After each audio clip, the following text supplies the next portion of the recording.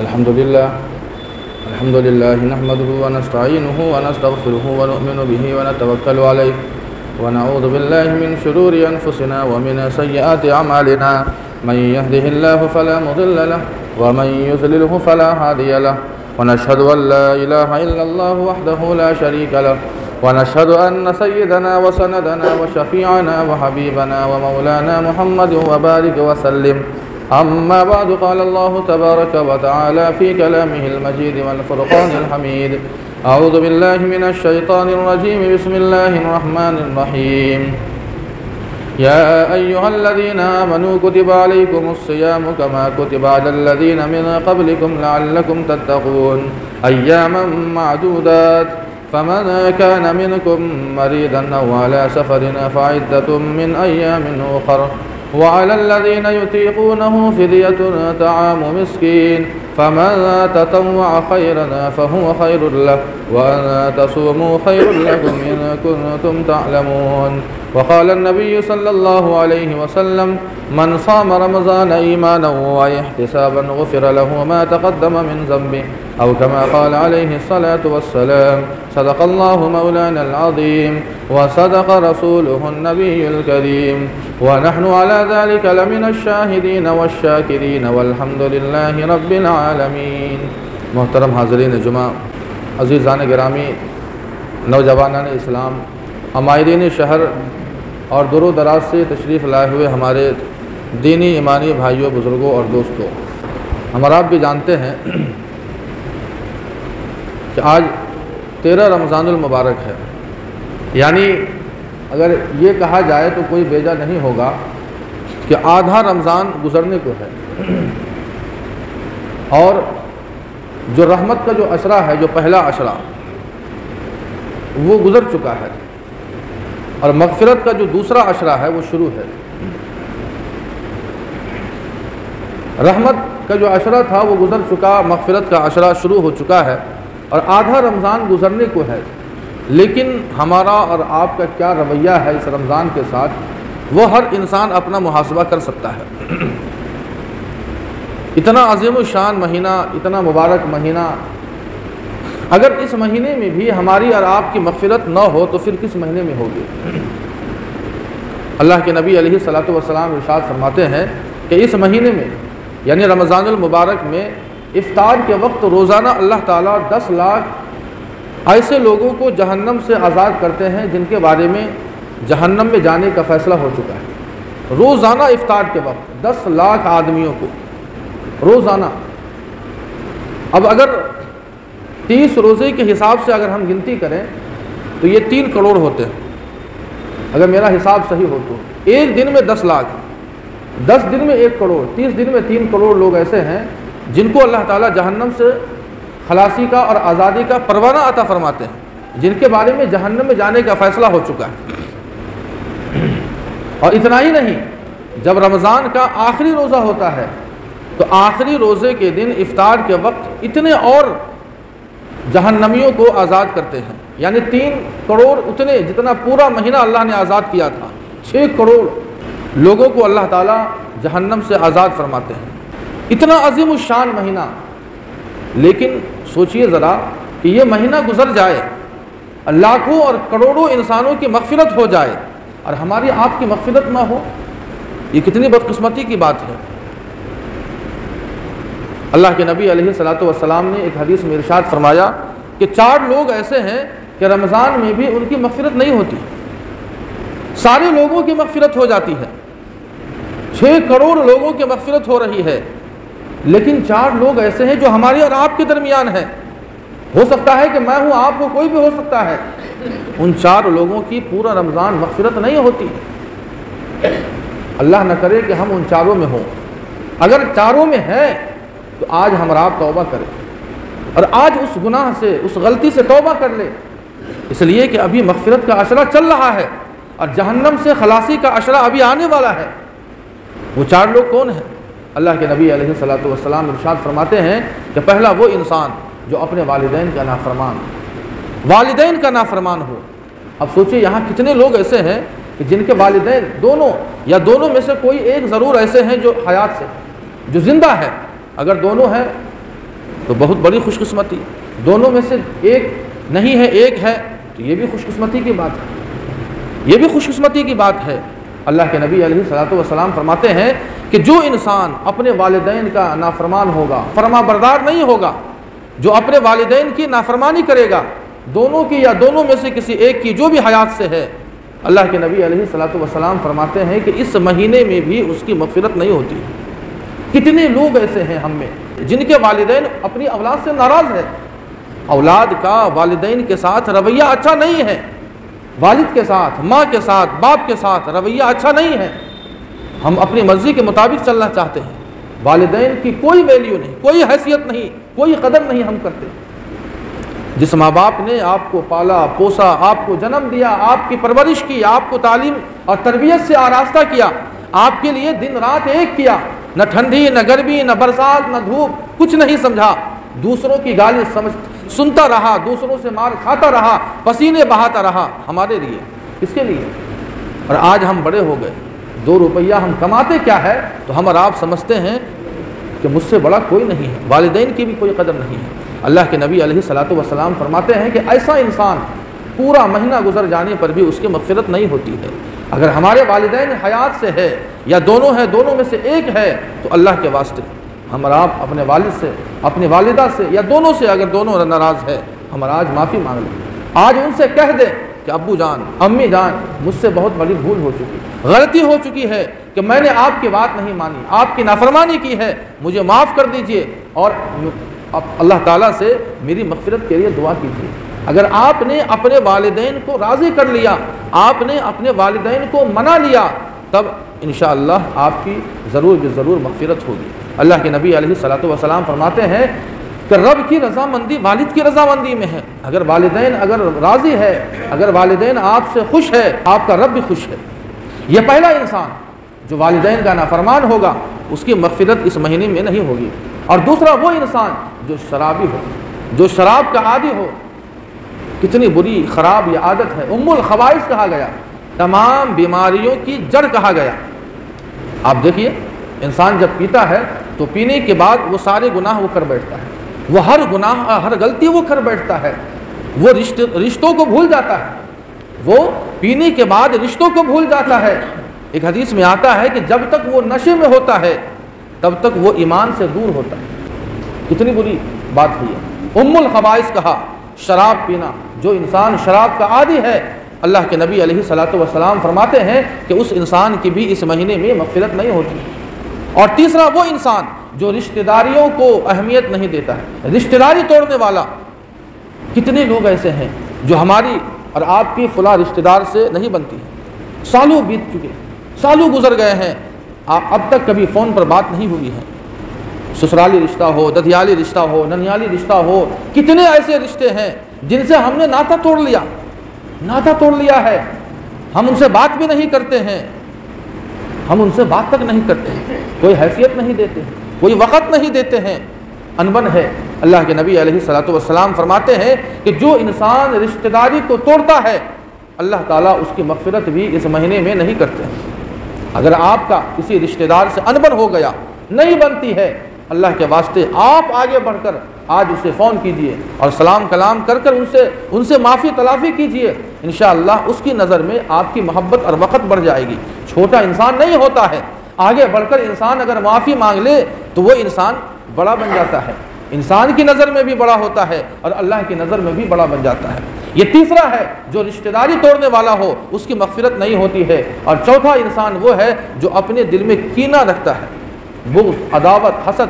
कितने लोग हैं बाप को बेटे से, बेटे को बाप से, भाई को भाई से नहीं बनती। एक घर में है, दोनों भाई मौजूद है, लेकिन दोनों भाइयों में आपस में नहीं बनती है। दिल में इतना कीना, इतना बुग़्ज़, इतनी अदावत, इतना हसद अपने भाइयों से, अपने मोहल्ले के लोगों से, अपने जान पहचान के लोगों से। अगर आपके दिल में किसी के ताल्लुक़ से कीना है, बुग़्ज़ है, अदावत और हसद है, तो याद रखें पूरा रमज़ान का महीना गुजर जाएगा लेकिन आपकी मग़फ़िरत नहीं हो सकती है।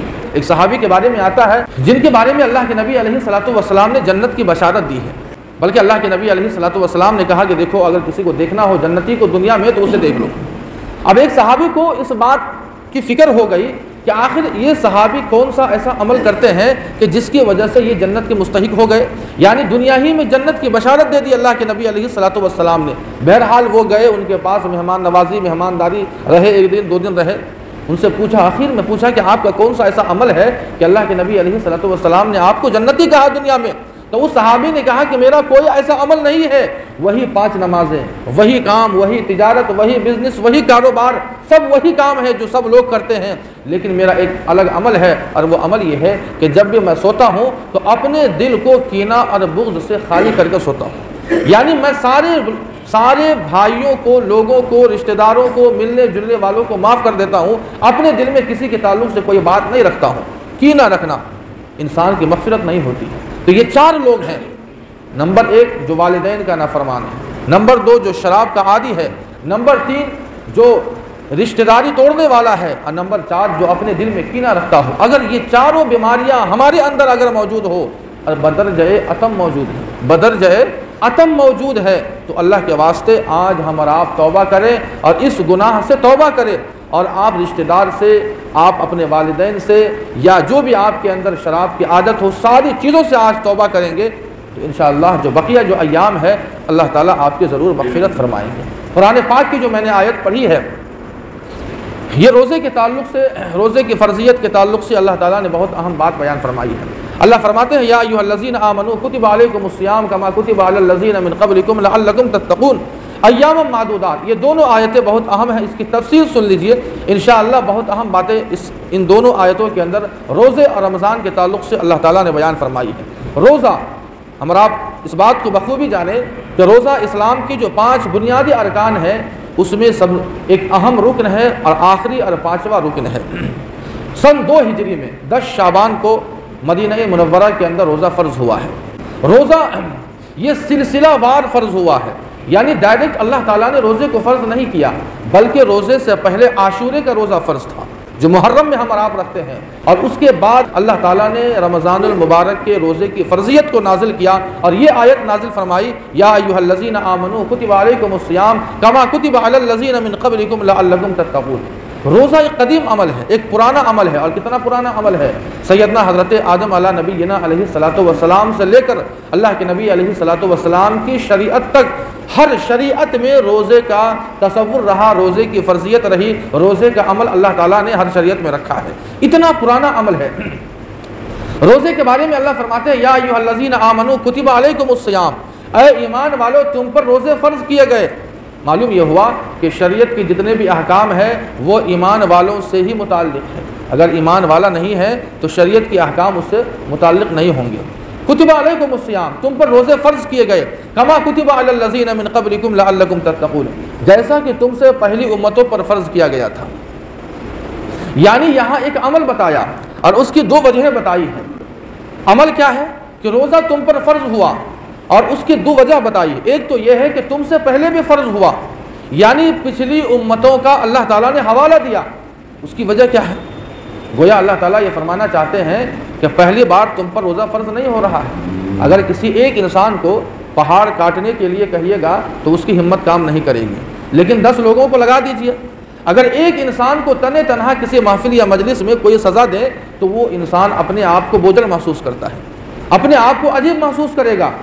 लेकिन 10 आदमियों को अगर वही सज़ा दी जाए तो वो सज़ा हल्की मालूम होती है, वो सज़ा हल्की मालूम होती है।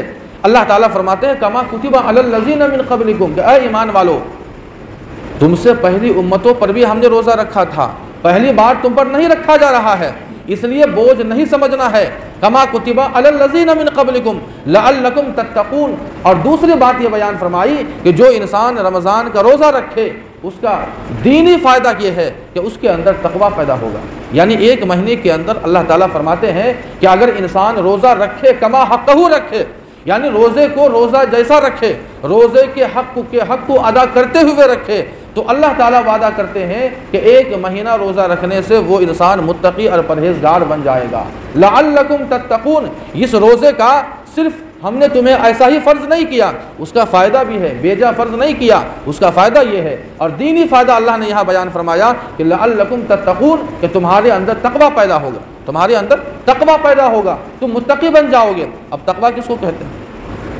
तकवा नाम है अवामिर को बजा लाना और नवाही से अपने आप को बचाना, यानी अल्लाह ने जिस काम का हुक्म दिया उसे करना और जिस काम से अल्लाह ने मना किया उससे परहेज़ होना, ये है तकवा। और यही तो शरीयत का खुलासा है। जो इंसान अपने आप को अवामिर पर बजा लाए, अवामिर पर जमा दे, अल्लाह के अहकाम पर अमल करने लगे और जिन कामों से शरीयत ने मना किया अगर उन कामों से बचा रहे तो इंसान नतीजतन वो इंसान अल्लाह का फरमाबरदार बन जाता है, अल्लाह का फरमाबरदार और मुती बंदा बन जाता है, अल्लाह का शाकिर बंदा बन जाता है। और उसका फ़ायदा क्या होता है कि जब इंसान अल्लाह की फरमाबरदारी और अल्लाह की इताअत पर आता है तो अल्लाह ताला उसे ईमान और तवक्कुल की दौलत से नवाजते हैं, ईमान और तवक्कुल की दौलत से नवाजते हैं। ये तो कुरान ने दीनी फ़ायदा बताया रोज़े का, लेकिन डॉक्टरों ने और साइंसदानों ने उसके कई फ़वाइद, तिब्बी फ़ायदे भी बताए, दुनियावी जिसको फ़ायदे कहा जाता है, तिब्बी फ़ायदे। तकरीबन 4 या 5 फ़ायदे मैं आपको बताना चाहता हूँ। सबसे पहला फ़ायदा जो डॉक्टरों ने रोज़ा रखने का तिब्बी फ़ायदा बताया, जो साइंसदानों ने जो कहा है, नंबर 1 ये है कि इंसान जब रोज़ा रखता है तो रोज़ा रखने की वजह से वो मैदे की तमाम बीमारियों से और तमाम तकालीफ से वो महफूज रहता है और जो हाज़मे का जो निज़ाम है वो बिल्कुल दुरुस्त होता है। यह हकीकत भी है, यह हकीकत है। इंसान अगर रोज़ा रखे तो मैदे की जो बीमारियाँ हैं, चूँकि इंसान भूखा और प्यासा रहता है और भूखा और प्यासा रहने की वजह से मैदे पर ज़्यादा ज़रब नहीं पड़ता है, लेकिन हमारा और आपका हाल उल्टा है, हमारा और आपका हाल उल्टा है। होता यह है कि पूरा दिन हम भूखा और प्यासा रहते हैं, लेकिन शाम में इतना ज़्यादा लोड कर देते हैं कि जो फ़ायदा हमें मिलना चाहिए वो फ़ायदा नहीं मिल पाता है। इसलिए कहा जाता है कि रमज़ान में कम खाने का आदमी को आदी बनना चाहिए।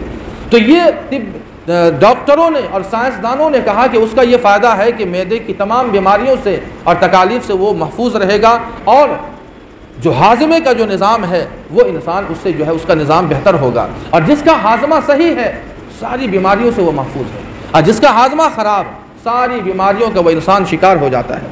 और दूसरा फ़ायदा, तिब्बी फ़ायदा जो डॉक्टरों ने कहा तो रोज़ा रखने से इंसान हरकत क़ल्ब से महफूज होता है, यानी जिसको हम आप हार्ट अटैक कहते हैं, बहुत कम चांस ऐसा होता है कि रोज़ा रखने से उसे हरकत क़ल्ब आए।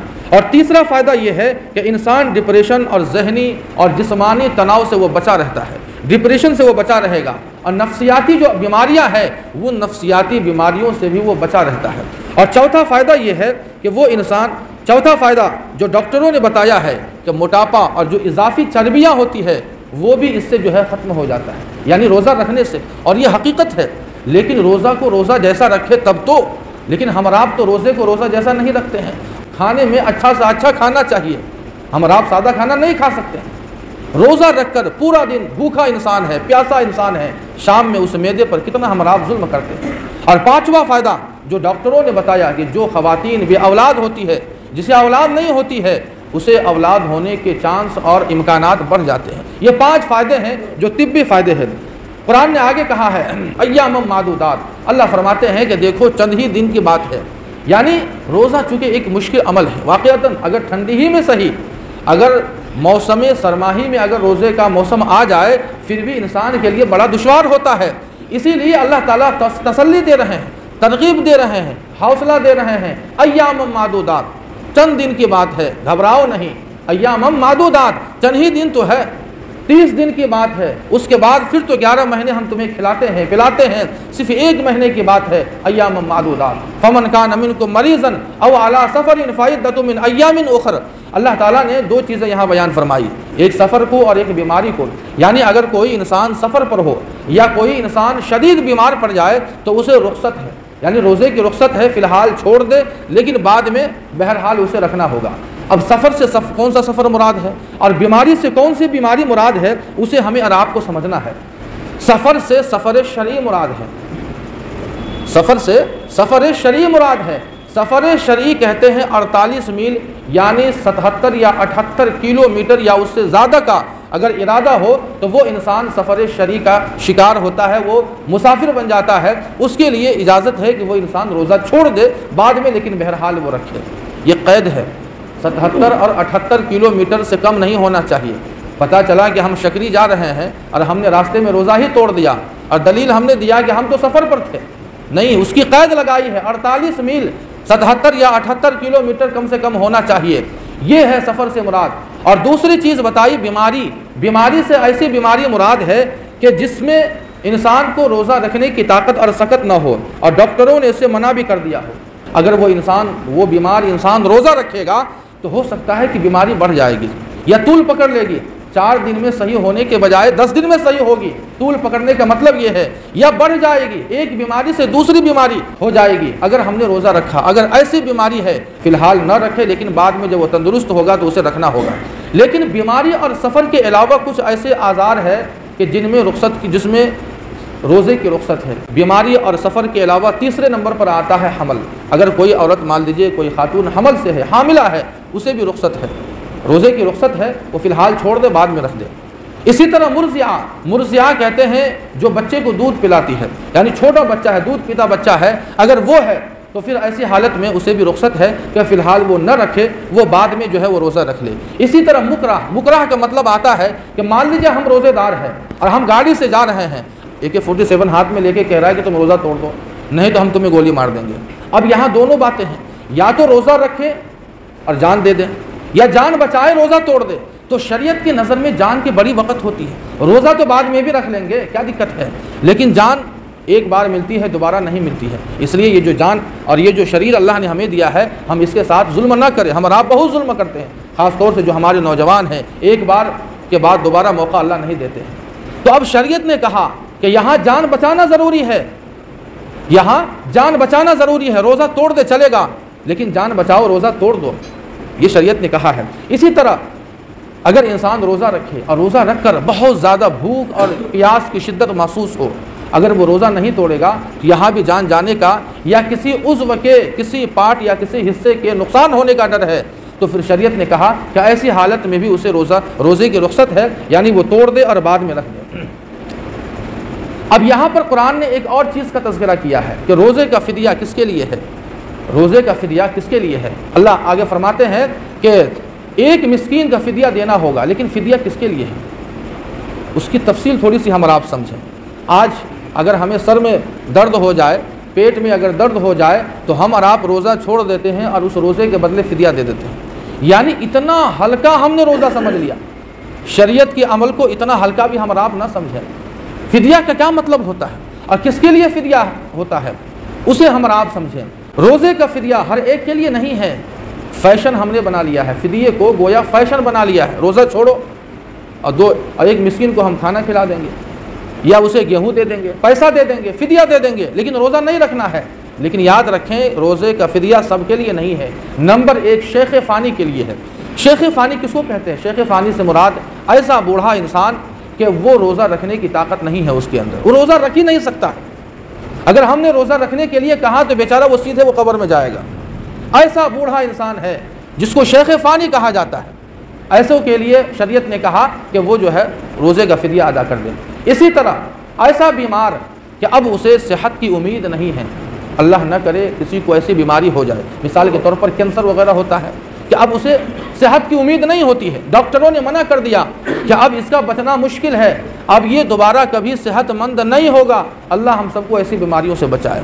तो ऐसे बीमार के लिए फ़िदिया है हर एक के लिए, जो आर्जी बीमार पड़ गया या जिसे आर्जी तौर पर कोई कमज़ोरी लाहिक हो जाए, रमज़ान में बीमार हो गया, मिसाल के तौर पर बहुत ज़्यादा बीमार हो जाए, तो शरीयत ने कहा कि फ़िलहाल छोड़ दे, यह आर्जी बीमारी है, लेकिन जब वो तंदुरुस्त होगा तो तंदुरुस्त होने के बाद उसे रोज़ा रखना होगा। तो शेख फ़ानी के लिए, शेख फ़ानी से मुराद वो बूढ़ा इंसान जो बहुत ज़्यादा बूढ़ा हो चुका है, रोज़े की ताकत नहीं है, और ऐसा बीमार कि जिसको डॉक्टरों ने कहा कि अब इसे सेहतमंद होने की उम्मीद नहीं रखना है, ऐसों के लिए फ़िदिया है। आर्जी बीमारी के लिए, बीमारों के लिए फ़िदिया नहीं है। लेकिन एक बात और याद रखें, डॉक्टरों ने तो कह दिया कि अब जो है ये कभी तंदुरुस्त नहीं होगा, अब ये सीधे कब्रिस्तान जाएगा, लेकिन अल्लाह ने ऐसा करिश्मा किया कि बेचारा 2 महीने के बाद वो तंदुरुस्त हो गया, तो अब उसे फ़िदिया काम नहीं करेगा, उसे दोबारा जो है रोज़ा रखना होगा। अब फ़िदिया कितना है? तो फ़िदिये के ताल्लुक़ से शरीयत ने कहा कि एक मिस्कीन को 2 वक्त का पेट भर खाना खिलाना है। एक रोज़े के बदले एक मिस्कीन को, एक गरीब को 2 वक्त का पेट भर कर खाना खिलाना, या सदक़े फ़ितर के बक़द्र उसे गेहूँ देना, या उसकी कीमत दे देना, या उसकी कीमत देना। जब कीमत की बात आई तो एक बात और याद रखें, सदक़े फ़ितर में जब गेहूँ की बात आती है तो 2.25 किलो गेहूँ, अब 2.25 किलो गेहूँ की कीमत का अंदाज़ा हम लगाएंगे तो उसकी कीमत इतनी कम होती है कि 2 वक्त का खाना एक मिस्कीन नहीं खा सकता है। इसलिए फ़ुक़हा ने लिखा है कि बेहतर ये है कि आपको अगर पैसा ही देना है, कीमत ही देनी है, तो 2 वक्त के खाने का पैसा दे, गेहूं का पैसा ना दे। या तो गेहूं दे रहे थे गेहूं दे दे, जब पैसा देने की बात आए तो 2 वक्त के खाने का पैसा दे, ताकि वो बेचारा गरीब जो है 2 वक्त का खाना खा सके। ये है फिदिया। आगे जो है कुछ मुतफर्रिक़ मसाइल है, 2-3 बातें हैं, वो भी हम और आप समझ लें। नंबर 1, हम और आप मर्द है और हमें अल्लाह ताला बहुत सारे ऐसे मौक़े अता फ़रमाते हैं कि हम नेकियां कमा लेते हैं। मैं मुख्तसर में बात करूंगा, वक्त भी नहीं है। लेकिन हमारे घर की जो ख़वातीन हैं, जो माएँ और बहनें हैं, वो एक तो वैसे भी नेकियों से महरूम होती है, मौक़े नहीं मिलते हैं, लेकिन हम और आप उसे इतना मजबूर कर देते हैं कि बेचारी वो जो भी मौका मिलता है वो मौका भी नहीं देते। रमज़ान का महीना इतना मुक़द्दस महीना है, पूरा महीना हम उसे इफ्तारी में या उसे सहरी में हम उसे मशगूल कर देते हैं। किसने कहा आपको कि गरम खाना ज़रूरी है? इफ्तारी में किसने कहा कि गरम गरम आइटम चाहिए, कचरी गरम चाहिए, पूरी गरम? किसने कहा? बल्कि बाद फ़ुक़हा ने मकरूह लिखा है गरम खाने को। आप उसे 1 घंटा आधा घंटा पहले घर की ख़वातीन को क्यों फ़ारिग नहीं कर देते? बेचारी वो भी दुआ कर लेगी। सहरी के वक्त पहले अगर वो फ़ारिग हो जाएगी तो 2 रकत कम से कम तहज्जुद तो पढ़ लेगी, उसे भी जन्नत में जाना है। कल क़यामत में हमसे पूछा भी जाएगा। ये कोई मामूली बात नहीं है। कुल्लुकुम राइन व कुल्लुकुम मसऊलुन अन रइयतिही, कल क़यामत में हर इंसान से पूछा जाएगा। एक शौहर से सवाल होगा कि तुमने बीवी को दीन कितना सिखाया, दीन का मौका तुमने कितना दिया। तो ये पहली बात है। दूसरी बात, कबूलियत दुआ का वक्त कौन सा है? हम और आप ये बराबर सुनते हैं कि इफ्तार के वक्त दुआ कबूल होती है। मुख्तसर में कुछ और सुन लीजिए, 2-3 बातें। लेकिन उस वक्त यानी इफ्तार के वक्त हम और आप गलती क्या करते हैं? हदीस में है इफ्तार के वक्त दुआ कबूल होती है, लेकिन हम दुआ कब करते हैं? गुरूब के वक्त। गुरूब के वक्त दुआ कबूल होने की कोई हदीस नहीं है। अब गुरूब और इफ्तार का मतलब क्या है? मिसाल के तौर पर अगर 5:50 पर इफ्तार का वक्त है, 5:50 जब होगा तब इफ्तार का वक्त होगा। उससे पहले का जो वक्त है वो गुरूब का वक्त है, सूरज गुरूब होने का वक्त है। अगर हम उससे पहले दुआ करते हैं तो कोई बात नहीं, लेकिन वो कबूलियत का वक्त नहीं है। कबूलियत का वक्त तो तब है जब यहाँ मुअज्जिन जब फूंकता है, जब वो ऐलान करते हैं मुअज्जिन साहब और अजान देते हैं, जब इफ्तार का वक्त होता है, वो असल दुआ की कबूलियत का वक्त है। लेकिन जब दुआ की कबूलियत का वक्त होता है तो हम क्या करते हैं? पहले से शरबत का बोतल और खजूर हमारे हाथ में रहता है। कबूलियत का जो वक्त है वो चला गया। हम दुआ जो पढ़ते हैं, अगर उतना वक्त नहीं है, हम उतना नहीं सब्र कर रहे हैं, तो कम से कम एक जुमला तो बोल सकते हैं। हम इतना तो पढ़ते हैं, अल्लाहुम्मा लका सुम्तु व बिका आमनतु व अला रिज़्क़िका अफ़्तरतु, इतना तो पढ़ते हैं। साथ में एक लफ्ज़ और बढ़ा दीजिए, अल्लाहुम्मा अग़फ़िरली, हो गया कि अल्लाह मुझे माफ़ कर दीजिए, मेरे गुनाहों को माफ़ कर दीजिए। साथ में बढ़ा दीजिए, दुआ हो गई आपकी। ज़रूरी नहीं है कि हाथ उठाकर 10 मिनट तक दुआ करे, पता चला कि दूसरे साथियों ने सब आइटम ख़त्म कर दिया। ऐसा नहीं करना है, एक छोटा सा जुमला बढ़ा दीजिए। असल वो है दुआ की कबूलियत का वक्त। तो इसका हम और आप याद रखें। रोज़े की हालत में ये बहुत अहम मसला है और बहुत सारे नौजवानों की तरफ से ये मसला आता है कि रोज़े की हालत में हम बीवी के साथ सो सकते हैं या नहीं, उनके साथ बोसो किनार। याद रखें, एक उसूल मैं बता रहा हूँ, फुरू में जाएंगे तो बहुत सारे मसाइल हैं। रोज़े की हालत में बीवी के साथ हर ऐसा अमल या हर ऐसी हरकत से परहेज़ करे जो जायज़ तो है, लेकिन अगर वो हम काम करेंगे तो हम जो है कंट्रोल से बाहर हो जाएंगे, सोहबत का या इंजाल का हम शिकार हो जाएंगे। मिसाल के तौर पर रोज़े की हालत में बीवी के साथ सोना, एक बिस्तर पे सिर्फ सोना जायज़ है, बोसो किनारे जायज़ है, बगलगीर होना जायज़ है। लेकिन आप खुद बतलाइए कि अगर कोई इंसान रोज़े की हालत में बीवी के साथ, ये जायज़ है, लेकिन ये अमल ऐसा है कि इंसान अगर करता है तो करने के बाद वो इंसान आउट ऑफ कंट्रोल हो जाता है। इसलिए अल्लाह के वास्ते इन चीज़ों से जायज़ काम है, लेकिन फिर भी हम और आप परहेज़ करें। इसी तरह रोज़े की हालत में हर तरह के धुएँ से परहेज़ करें, हर तरह के धुएँ से, लेकिन महक और खुशबू ये जो है उससे रोज़ा फासिद नहीं होता है। गुल, मंजन, टूथपेस्ट, यहाँ तो ऐसा लगता है कि ऊपर का जो हिस्सा है, ऐसा लगता है कभी कभी आप नमाज के वक्त, नमाज से पहले जाइएगा तो ऐसा लगता है कि गुल अड्डा बना हुआ है। ठीक है, मसला है कि गुल जो है ये मकरूह है, लेकिन शरीयत ने यह भी लिखा है मसले में कि अगर आप गुल कर रहे हैं तो गुल करना ये रोज़े की हालत में मकरूह तो लिखा है, लेकिन अगर आप उस गुल करने वाले से आगे का जुमला पूछेंगे तो नहीं बोलेगा। शरीयत ने यह भी लिखा है, फ़ुक़हा ने लिखा है कि अगर गुल करते समय गुल के ज़र्रात अगर हलक में चले जाए तो रोज़ा टूट जाएगा। कौन ऐसा इंसान है जो गुल भिगा कर करता हो पानी डाल के? वो तो मज़ा ही नहीं आएगा, नशा नहीं आएगा। सूखा गुल करने से 100% वो गुल के ज़र्रात हलक के नीचे चले जाते हैं। खाना पीना हमने छोड़ दिया, इतनी छोटी सी चीज़ 2 रुपये की चीज़ हम नहीं छोड़ सकते, एकदम छोड़ सकते, इतनी हम कुर्बानी नहीं दे सकते हैं। इसी तरह और भी बहुत सारे मसाइल है। उल्टी का मसला होता है कि और इसी तरह एहतलाम का होता है, एहतलाम हो जाए उससे रोज़ा नहीं टूटता है, अलबत्ता मुश्तज़नी वगैरह से रोज़ा टूट जाता है। बहुत सारे ऐसे मसाइल है जिसे बुनियादी छोटे छोटे मसाइल होते हैं कि जिसे न जानने की वजह से इंसान परेशान हो जाता है, जिसे हमें और आपको ध्यान रखना बहुत ज़रूरी है। उम्मीद है कि ये सारी बातें आपको समझ में आई होगी। सदक़े फ़ितर के ताल्लुक़ से याद रखें, रोज़ा ज़कात और सदक़े फ़ितर के ताल्लुक़ से इंशाअल्लाह पूरी तफ़सीर अगला जुमा जो है इंशाअल्लाह आएगी। उम्मीद है जो भी बातें कही गई है अल्लाह पाक हम सबों को उन बातों पर अमल करने की तौफ़ीक़ अता फ़रमाए। व आख़िर दावाना अल्हम्दुलिल्लाहि रब्बिल आलमीन।